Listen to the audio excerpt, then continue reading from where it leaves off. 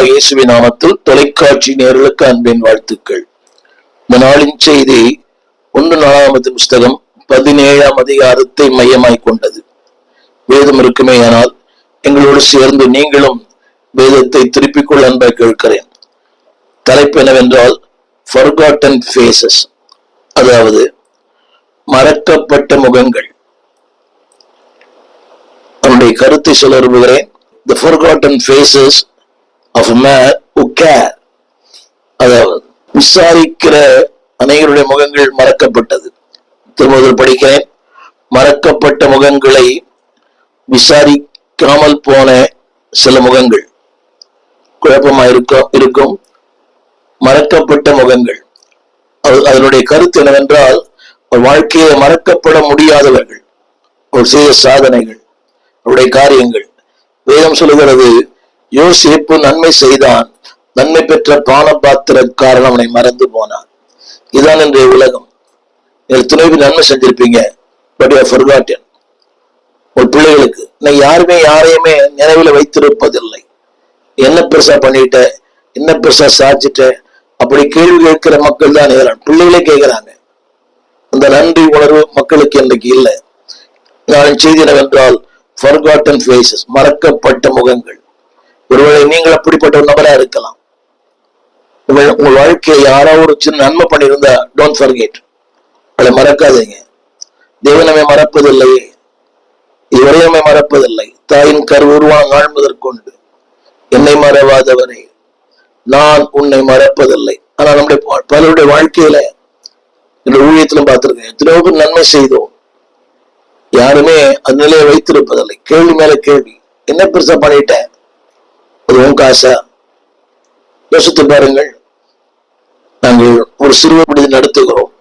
85ஆம் ஆண்டிலிருந்து நடத்துகிறோம். சென்னையிலும், தேனியிலும், பட்டாபிராமிலும், திருவள்ளூரிலும், திசையன்விளையிலும், இப்படி பலரும் நடத்திருந்தோம். தஞ்சாவூரிலும் ஏறக்குறைய ஒரு 2000 பிள்ளைகளை வளர்த்து ஆளாக்கி இருக்கிறோம்.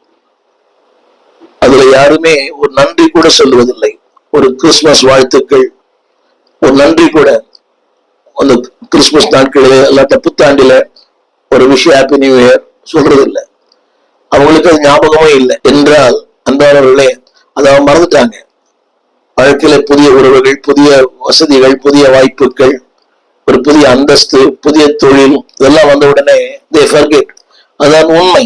அது தேவன் சொல்லுகிறார், உங்களை மறப்பதில்லை. இதனாலே மறக்கப்பட்ட ஒரு மனிதனை குறித்து நான் உங்களோடு பேச விரும்புகிறேன். அவன் பெயர் நாத்தான். ஒருவேளை உங்களுக்கு தெரிந்திருக்கலாம். வேதம் சொல்லுகிறது, அடுத்தவர்களை குறித்த கரிசனையும் பாரமும் அக்கறை இல்லாத உலகத்திலே, திரும்ப சொல்லுகிறேன், அடுத்தவர்களை குறித்த கரிசனை, அடுத்தவர்களை குறித்த பாரம், அடுத்தவர்களை குறித்த ஒரு விசாரிப்பு, எவன் ஒருவனுக்கு உண்மையா இருக்கிறதோ அவனே தேவனுடைய பிள்ளை என்று அழைக்கப்பட தகுதியானவன். திரும்ப முறை சொல்ல விரும்புகிறேன். அடுத்தவளை குறித்த பாரம், அடுத்தவளை குறித்த கரிசனை, அடுத்தவளை குறித்த அக்கறை, இது யாருக்கு இருக்கிறதோ அவர்கள்தான் உண்மையான தேவனுடைய பிள்ளைகள். தேவனுடைய பிள்ளை என்று சொல்லுகிறோமே, ஒரு பாரம், ஒரு கரிசனை, ஒரு அக்கறை இருக்கிறதா? யோசித்து பாருங்க.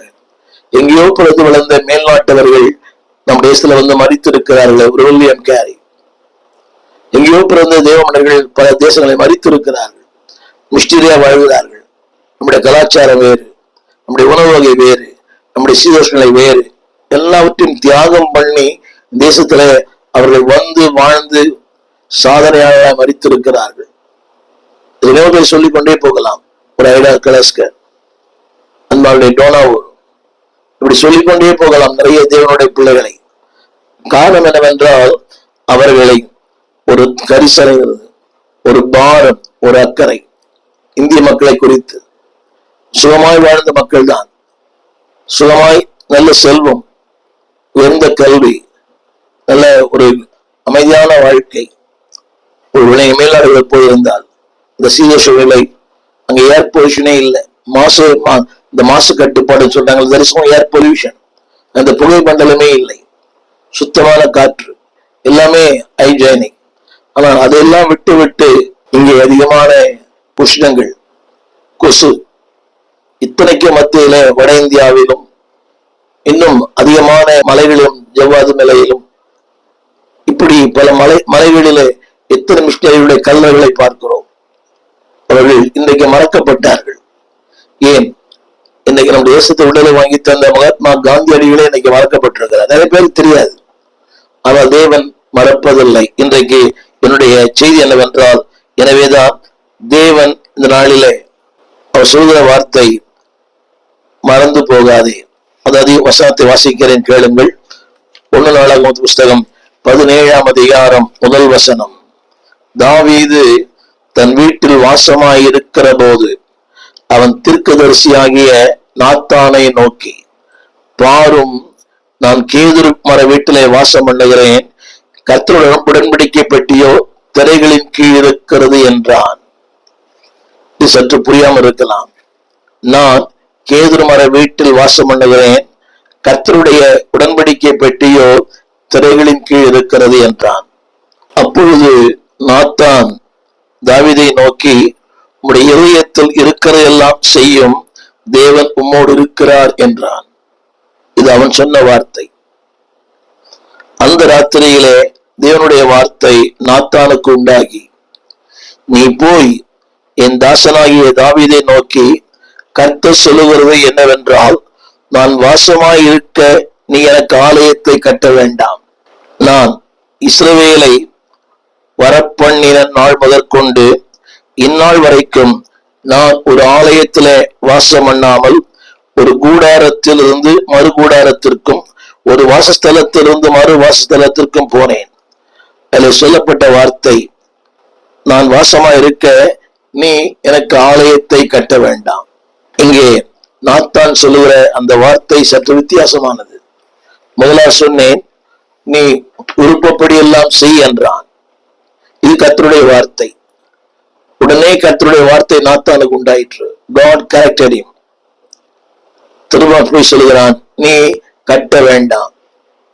என்னை கேட்டுக்கொண்டு அன்பு தேவ பிள்ளைகளை, பல நேரங்களில நம் உணர்ச்சிகளை நம்பி எதை செய்ய வேண்டும் என்று விரும்புகிறோம். இந்த ஊழியங்கள் பாருங்க, உணர்ச்சிகளை நம்பித்தான் ஊழியம். அவர் செய்தார், நான் செய்கிறேன்.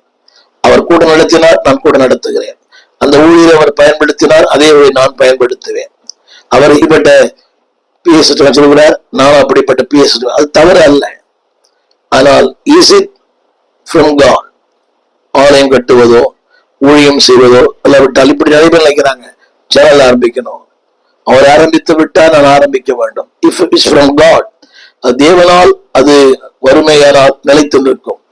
எத்தனையோ பேர் சேனல் ஆரம்பிச்சு மூடிட்டு போயிட்டாங்க. அது ஊழியங்கள் கூட கர்த்தர் ஒன்றை செய்வாரானால் அது நிலைத்திருக்கும். அது மூடி ஆளாக முடியாது. கர்த்தர் செய்யாத ஒன்றை நீங்கள் செய்தால் அதை நிலைநிறுத்த ஆளாக முடியாது.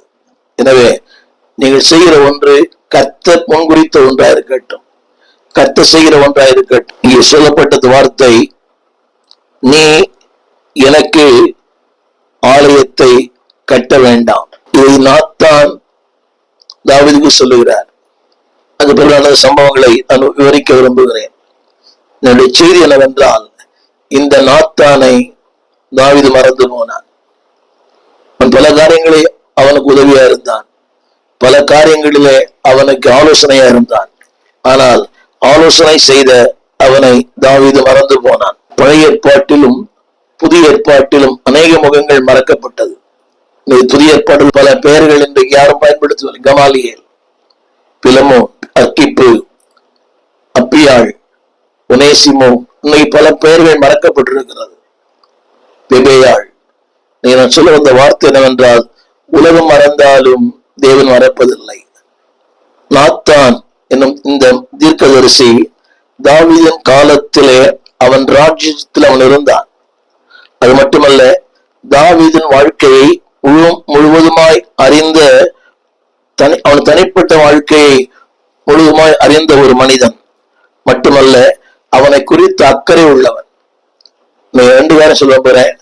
அறிந்து கொள்வது முக்கியம் அல்ல, அந்த அறிந்து கொண்ட ஒன்றில் அக்கறை செலுத்துவது. இன்றைக்கு நான் அறிந்து கொள்வது முக்கியம் அல்ல, நான் அறிந்து கொண்டேன், ஆனால் அதற்கு அக்கறை செலுத்த வேண்டும்.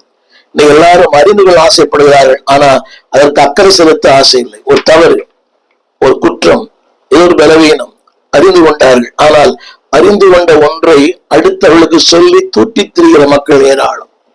வேதம் சொல்லுகிறது, அறிந்து கொள்வது முக்கியமல்ல, அறிந்து கொண்ட ஒன்றுக்கு நீங்கள் அதற்காய் பிரயாசப்படுங்கள். அறிந்து கொண்ட ஒன்றுக்கு அக்கறை செலுத்துங்கள். ஒரு பலவீனமா இருக்கலாம், யாரோ உங்களுக்கு அவருடைய பலவீனங்களை சொல்லுகிறார், அவருடைய குறைகளை சொல்லுகிறார், அதை தூற்றி தெரிய வேண்டாம். அதாவது அவருடைய நெருக்கமா இருக்கிற வரைக்கும் நாம தூட்டி தெரிய மாட்டோம். ஒரு சின்ன பிளவு, ஒரு சின்ன இடைவெளி ஏதோ ஒரு வரும்போது உடனே அவரை தூட்டி திரிவது, புது வழிகளில் விளம்பரம் பண்ணுவது வேண்டாம்.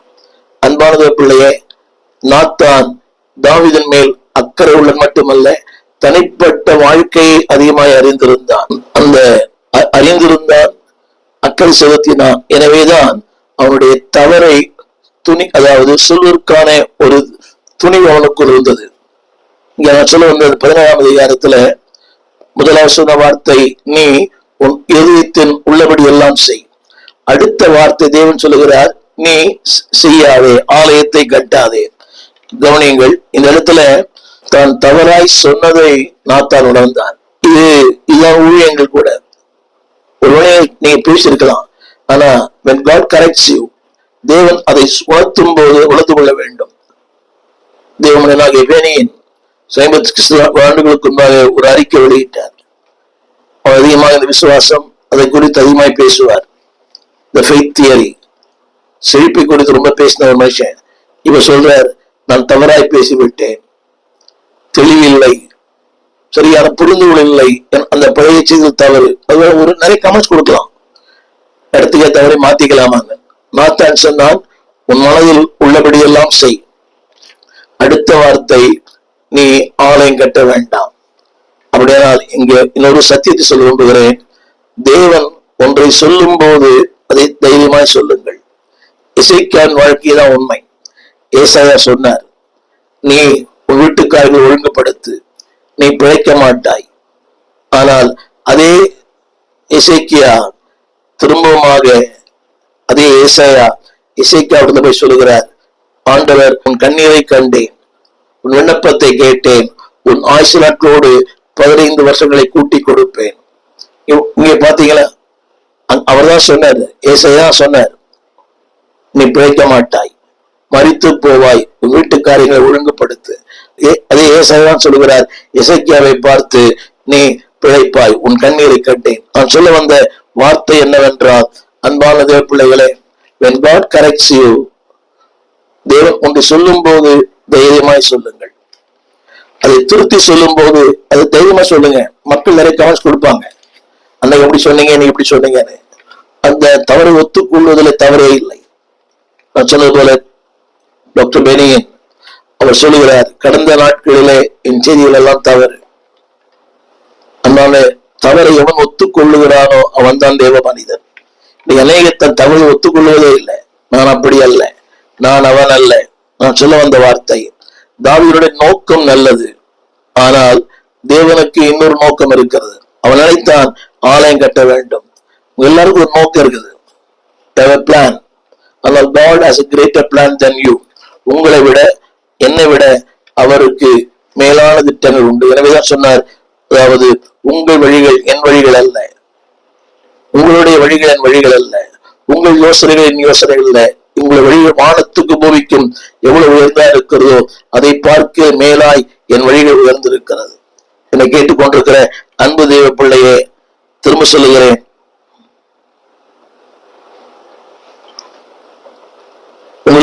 உங்களுக்கு நல்ல விருப்பங்கள் இருக்கலாம், ஆசைகள் இருக்கலாம், ஆனால் அந்த ஆசை தேவனுடைய சித்தத்துக்கு இணைந்திருக்கிறதா என்ற கேள்வி.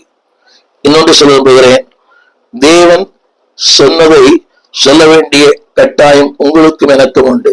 அன்பு ஊழியர்களே, when God teach something, teach your people boldly. தேவன் ஒன்றை சொல்லி தரும் போது ஜனங்களுக்கு சொல்லுங்கள். எனவே தான் தேவன் சொல்லிக் கொடுக்கிறார். There is a reason for the teaching. தேவனுக்கு ஒரு கற்றுக் கொடுக்கிறார்.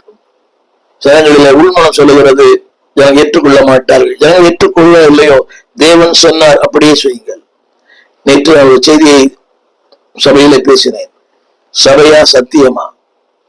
அந்த மத்தேயு 13ஆம் அதிகாரம், அவருடைய ராஜ்யத்தில் இருந்து அழுகையும் பற்கடிப்புமான இருளுக்குள்ளே போனார். அவருடைய ராஜ்யத்தில் இருந்து கொண்டே. அப்படியானால் அதுல சொல்லப்பட்ட வார்த்தை, ராஜ்யத்தில் இருந்தார்கள், இடஒதுக்கு ஏதுவாக இருந்தார்கள், அக்கிரம செய்கைக்காரா இருந்தார்கள். இது முடியுமா? முடியும். எனவேதான் அந்த வசனம் சொல்லுகிறது, அவர்கள் அழுகையும் பற்கடிப்புமான இடத்திற்கு போனார்கள், அவர் ராஜ்யத்தில் இருந்து கொண்டே. அடுத்து இன்னொரு வசனம், அந்த மத்தேயு 13:42 43, நீதிமான்களும் அந்த ராஜ்யத்துல சில பேர் இருக்கிறாங்க நீதியாய், அவர்கள் சூரியனை போல பிரகாசிப்பார்கள். ஒரு சபைக்குள் ரெண்டு வித்தியாசமான கூட்டத்தார். சும்மா சபைக்காக வரணும், இன்னொன்னு சத்தியத்துக்காக வரணும். என்னை கேட்டுக்கொண்டு அன்புதேவ பிள்ளையே, what reason you are going to church? எந்த நோக்கத்திற்காக திருச்சபைக்கு போகிறாய்? திருமணங்கள், கல்லறை, வேலை வாய்ப்பு, அங்க போன அவர் மீட் பண்ணலாம், இங்க போன வேலை வாங்கி தருவார். எனவேதான் பாருங்கள், அநேகர் இந்த மிக பிரம்மாண்டமான சபைகளுக்கு போகிறார்கள் என்றால் அங்கு உயர்ந்த அதிகாரிகள் வருகிறார்கள், அரசு துறை சார்ந்து வருகிறார்கள், ஏதோ நன்மை கிடைக்கும். அன்பார்களே, அவர்கள் செய்ய நன்மை விட தேவன் செய்ய நன்மை மேலானது. நிறைய பேருடைய எண்ணமே அப்படிதான். அங்கே அவர் வருகிறார், இங்க வருகிறார், முகத்தை காண்பித்து ஒரு பழக்கத்தை ஏற்படுத்திக் கொள்ள வேண்டும். இல்லை, அவரோடு பழகுங்கள், அவர்களை விட அதிகமாக இவர் செய்வார். நன்மை செய்யும் ஆண்டவர். அவரோடு பழகுங்க, உங்களுக்கு தேவையா மனிதரோடு பழகுங்க. அது நடந்தா நடக்கலாம், நடக்காவிட்டா போயிடலாம். அவரோடு உள்ள பழக்கம் உங்களை உயரத்து கொண்டு போகும், உன்னத்திற்கு கொண்டு போகும். நாளிலே தேவன் என்ன சொல்லுகிறாரோ அது அப்படியே சொல்லுங்கள். இதைத்தான் நாத்தான் செய்தான். தேவன் என்ன சொன்னாரோ அப்படியே செய்தான். என்னுடைய செய்தி என்னவென்றால், அன்பாவளே, அடுத்தவர் மேல் அக்கறை கொள்ளுங்கள், அடுத்தவரை பாரம் கொள்ளுங்கள். எனவேதான் வேதம் சொல்லுகிறது, பிலிப்பியர் 2:4, அவனவன் தனக்கானவர்களை அல்ல பிறனுக்கானவர்களையும் நோக்குவானாக. எல்லாருக்குமே நான், எனது, என் குடும்பம், என் பிள்ளை இதான் இல்லை. தனக்கானவர்களை அல்ல பிறனுக்கானவைகளை. யோசித்து பாக்குறீங்களா? இன்னைக்கு வாழ்க்கை அதுதானே. ஜபங்கள் கூட, நான், என் மனைவி, என் பிள்ளை, என் வீடு, என் மருமகன், என் மகள். யோசித்து பாருங்கள். எல்லாமே அந்த நான் நான் நான், எனது எனது எனது. வேதம் சொல்லுகிறது, பிறருக்கானவைகளை, உனக்கும் கீழே உள்ளவர் கோடி. பிறருக்கானவைகளையும் கொஞ்சம் யோசிங்க. அதுல சொல்லப்பட்ட வார்த்தை நோக்கி பாருங்கள். நம்முடைய கருத்து என்னவென்றால், அன்பானவர்களே, அப்படி நீங்கள் செய்தால், கொலோசியர் 3:23, அப்படி செய்தால் நீங்கள் கர்த்தராகிய பலனை பாருங்க, சுதந்திரமாகிய பலனை கர்த்தரால் பெறுவீர்கள். When you take care of somebody, when you consider someone, அடுத்தவர்களை குறித்த அக்கறை, அடுத்தவர்களை குறித்த பாரம், அடுத்தவர்களை குறித்த கரிசனை இருக்குமானால், வேதம் சொல்லுகிறது, சுதந்திரமாகிய பலனை கர்த்தராலே நீங்கள் பெறுவீர்கள். என்னுடைய செய்தி என்னவென்றால், அன்பானவர்களே, உலகம் மறக்கலாம், உறவுகள் மறக்கலாம், சொந்தங்கள் மறக்கலாம், உடன்பிறப்புகள் மறக்கலாம், ஆனால் பரலோகம் மறப்பதில்லை. அந்த வார்த்தை சொல்லப்பட்டிருக்கிறது, சுதந்திரமாகிய பலனை கர்த்தரால் பெறுவீர்கள் என்று அறிந்து. எனவேதான் தொடர்ந்து 1 யோவான் 1:17 சொல்லுகிறது, ஒருவன் இவ்வுலக ஆஸ்தி உடையவனாய் இருந்து தன் சகோதரனுக்கு குறைச்சல் உண்டென்று கண்டு, கவனிக்க வேண்டும், எல்லாம் இருக்கிறது, ஆஸ்தி உடையவனாய் இருந்து, அடுத்த வார்த்தை தன் சகோதரனுக்கு குறைச்சல் உண்டென்று கண்டு. நம்ம என்ன சொல்லுகிறோம்? அது அவன் பாடு, அது அவனுடைய காரியங்கள், நான் பொறுப்பாளி அல்ல. இன்னைக்கு எல்லாருமே கை கழுவுற மக்கள் ஏராளம், பொறுப்புகளை ஏற்றுக்கொள்கிற மக்கள் மிக குறைவு. பவுலடியான் பிலமோனுக்கு சொல்லும் போது, நான் சொல்லுவதிலும் இது அதிகமாய் செய்வீர் என்று அறிந்திருக்கிறேன். எத்தனை பெரிய சாட்சி! நீங்க எப்படி சொன்னதை செய்யவே பெரிய காரியம். ஒரு திருச்சபையின் போதரா இருக்கிறேன், சொல்றதே காது கொடுத்து கேட்கறது இல்ல. இன்னைக்கு சொன்ன அடுத்த வாரம் பண்ணுவார். அவர் ஏன் சபைக்கு வராது தெரியல. திரும்ப சொல்லுகிறேன், அந்த ஒரு தேவை என்று கண்டால், கவனிங்கள், தன் இதயத்தை அவனுக்கு அடைத்துக் கொண்டால் அவனுக்குள் தேவ அன்பு நிலை கொள்ளுகிறது எப்படி? திருச்சபைக்கு போகிற அன்புதே பிள்ளையே, when there is a need in the church, சபையில் ஒரு தேவை, பணம் அல்ல, உங்களுடைய உழைப்பு, உங்களுடைய காரியங்கள், கவனிங்கள், உங்கள் இதயத்தை அடைத்து கொண்டால் நான் என் காரியம். இன்னைக்கு எல்லாருமே பணம் சம்பாதிக்கணும். நிறைய பேரை பார்க்கிறோம், ஆமேன்னு சொன்ன அடுத்த நிமிஷம் உடனே பணம் சம்பாதிக்க போயிடுறாங்க. இது கர்த்தருடைய நாள்ல கேட்ட அனைவரும் சொல்ற வார்த்தை, அன்னைக்கு தாங்க எனக்கு என்னுடைய அழைப்பு வருது. ஒரு பிளம்பர், ஒரு எலக்ட்ரீஷியன், ஏதோ ஒரு காரியங்கள் அன்னைக்குதான் கூப்பிடுறாங்க. ஏசி மெக்கானிக் இல்லை, கர்த்தருடைய காரியத்துல நாட்டமா இருங்க. உங்கள் குறைச்சலை கர்த்தர் மாற்றுவார். வசனம் சொல்லுகிறது, கவனிங்கள், உங்களுக்கு இருக்கிறது உடையவனாய் இருந்து. இரண்டாவது, ஒரு குறைச்சல், அதை பார்க்கிறீங்க, ஆனால் அதற்கென்ற எந்த முயற்சியும் இல்லை. எவன் பண்ணலாம், அதுக்காக எந்த முயற்சியும் பண்ணல ஆண்டவர். எனவேதான் அதை தீர்ப்பதற்கான வழியை கர்த்தர் உங்கள் கையில கொடுத்திருக்கிறார். எலக்ட்ரீஷியன், பிளம்பர், ஏதோ ஒரு திறன் உங்களுக்குள்ள இருக்கிறது. அதை தீர்க்கிற அந்த குறையை தீர்க்கிறது. உங்களுக்கு புரிய நினைக்கிறேன். அந்த குறை ஏதோ அங்கே ஒரு தேவை இருக்கிறது. ஆலயத்துல ஒரு எலக்ட்ரிக்கல் ஒர்க், ஒரு கார்பென்ட்ரி ஒர்க் இருக்கிறீங்களே, ஒண்ணும் இல்லை, இந்த சேரை கூட எடுத்து போடுறது இல்லை ஜனங்க. இன்னைக்கு அவர் வருவார், அமருவார், நிறைவேந்து போவார். அது கூட ஆமைன்னு சொல்றது முன்னால அவங்க ஒரு பெரிய பெருமை. என்னை கேட்டுக்கொண்டு பிள்ளையே, இந்த பெருமை முன்னால் நிற்காது. எனவே அடிக்கடி திருமறை சொல்கிறது, மேன்மை பாராட்டாதே. எதை குறித்து மேன்மை பாராட்டாதே, வேலை குறித்து மேன்மை பாராட்டாதே, உங்களுடைய உயர்வு குறித்து மேன்மை பாராட்டாதே, உனக்கு இருக்க தாழ்வுகளை குறித்து மேன்மை பாராட்டாதே. இப்படிப்பட்ட எண்ணம் என்னை விட்டா வேற ஆளே இல்லை. என்னை போல் கோடிக்கணக்கான பேர் இந்த ஊடகத்துல பேச கர்த்தர் வைத்திருக்கிறார். I know that. என்னை விட எனக்கு மேலாய் பேசுகிற கோடிக்கணக்கான மக்கள் தமிழகத்துல உண்டு. நான் சொல்ல வந்த கருத்து என்னவென்றால், அன்பானது பிள்ளைகளே, வேர் there is a need, எங்கே தேவையோ தேவையை சந்தியுங்கள். எனவேதான் ஆண்டவர் பேருது சொன்னார், பேருலத்துல தேவனுடைய மந்தையை நீங்கள் மேய்த்து கட்டாயமாய் அல்ல. நீ பாருங்க, ஒரு வேலை சொன்னா மனமகிழ்ச்சியோடு செய்யற மக்கள் மிக குறைவு. ஏதோ சொல்லிட்டாரு அந்த ஆளு, அந்த பாஸ் சொல்லிட்டார், பார்க்கலாம் வரேன். நிறைய பேர் நான் பார்த்திருக்கிறேன், பார்க்கலாம் வரேன், அடுத்த 2 வாரம் பொறுத்தான் வருவார். எங்கே நீங்க தேவ ஊழியத்தை அசட்டை பண்றீங்களோ, தேவனுடைய காரியங்களில் ஈடுபாடு இல்லையோ, உங்க வாழ்க்கையில் ஆசீர்வாதமே கிடையாது. இது உண்மை. அது சொல்லப்பட்டது கட்டாயமாய் அல்ல. அடுத்த வார்த்தை, அவலட்சணமான ஆதாயத்திற்காக அல்ல. என்ன கொடுப்பாரு? ஹலோ, அவலட்சணமான ஆதாயம் உலகத்துல வாங்குறீங்க. இதோட பெரிய வேடிக்கை என்னவென்றால், உலக மனிதர் ஒரு நாளைக்கு கட்டிட வேலைக்கு 1200 வாங்குறாரு, 1000 கூட வாங்குறாரு சபைக்காக. தேவன் அறியாத பிள்ளைகள் 1000 ரூபாய் வேலை செய்யறாங்க. சபைக்கு வருகிறவர் 1300 வேலை செய்யறார். இவ்வளவு வேதனை.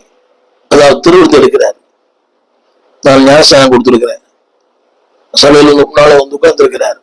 துணிகரமாய் கேட்கிறாரு, நான் வெளியே 1500 வாங்குவேன், நீங்க ஒரு 100 ரூபாய் குறைச்சிக்கீங்க. இந்து மனிதன் அதோட குறைவா வேலை செய்வாங்கிறாரு. பல இடங்களில, பல துறைகளில அவங்களுக்கு சபை என்கிற பயம் இருக்கிறது.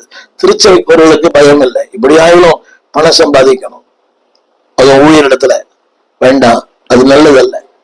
திருமதி சொல்லுகிறது அவலட்சணமான ஆதாயம். அதுக்கு என்ன பேர் தெரியுமா? அவலட்சணமான ஆதாயம். இவ்வளவு நிக்காது, பொத்தலான பையில போற மாதிரி இருக்கும். எப்படி செய்யுங்கள்? மனப்பூர்வமாய். 2வது, உற்சாக மனதோடு.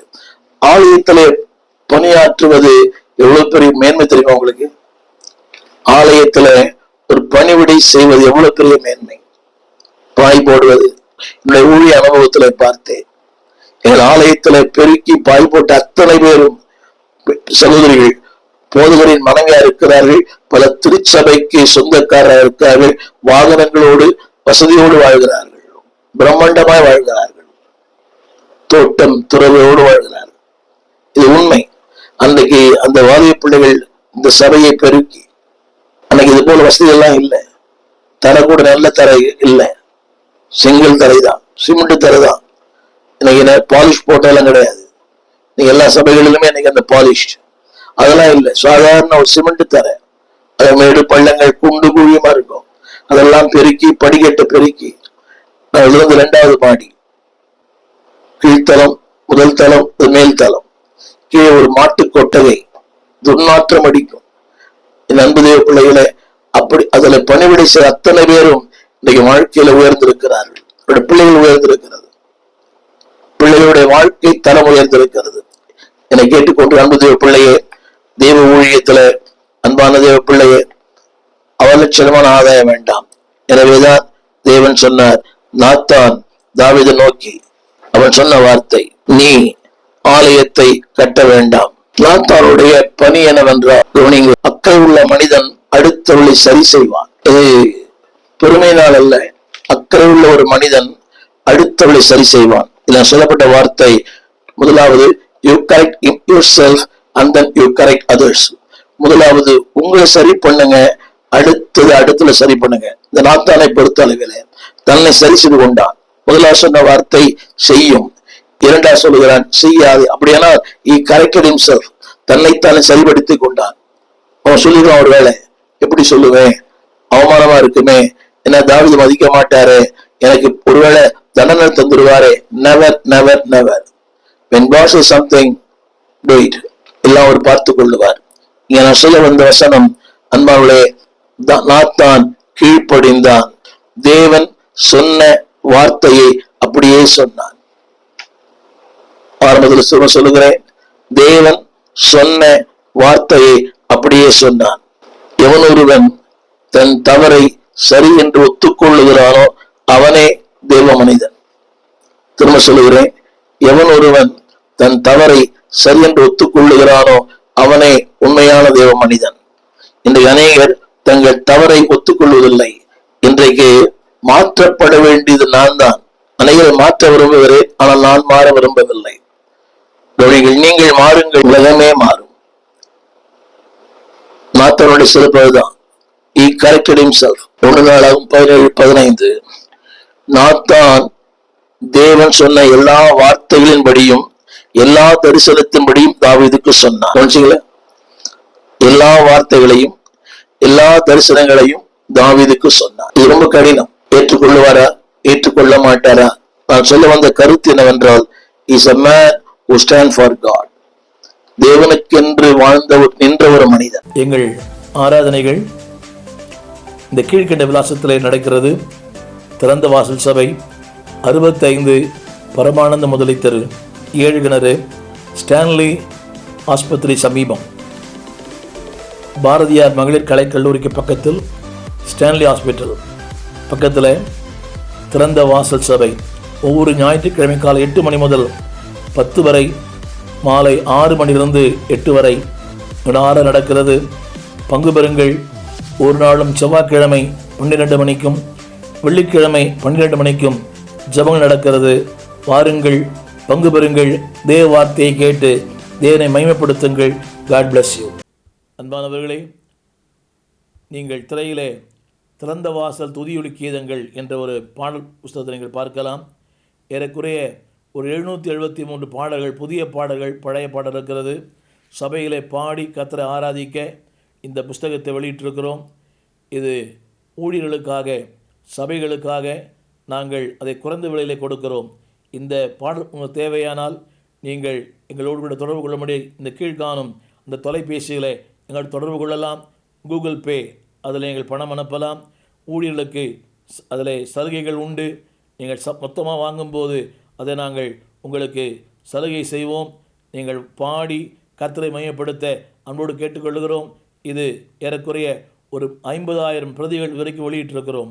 திறந்த வாசல் துதியொலி கீதங்கள். தமிழ் பேசுகிற பல இடங்களிலே இந்த பாடல் பாடப்படுகிறது. பழைய புதிய பாடல்கள் எல்லாவற்றையும் தொகுத்து வெளியிட்டிருக்கிறோம். பாடி பரமனை மையப்படுத்துங்கள். God bless you.